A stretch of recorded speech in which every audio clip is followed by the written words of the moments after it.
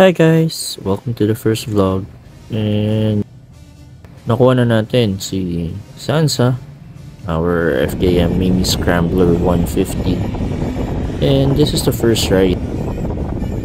Tara! Dala nga pala natin pansundo yung NMAX natin, pero syempre hindi naman natin papabayaan yan. Special thanks kay Sir Jason Sanchez for the freebies that he gave us. Really appreciated. Felt really valued as a customer sa FKM. Kuha na kayo sa kanila, lalagay kay number niya. And ayun nga no, pagkakuha natin ng unit, medyo inulan tayo. Kasama natin yung pamangkin ko, si Diego. Siya yung nag-video sa akin dito. First time riding manual motorcycle kasi. So, buti na lang na itawid. So riding the FKM Mini Scrambler 150 for the first time felt really good. The throttle was responsive.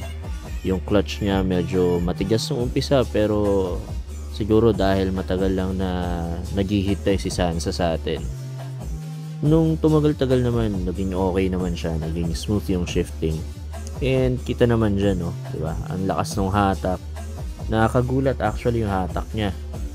At syempre, dahil taga Bulacan tayo, hindi mawawala ang dumi at alikabok at putik. So, next time, linisan muna natin si Sansa. Samahan niyo ako ulit. Hanggang sa susunod. Bye!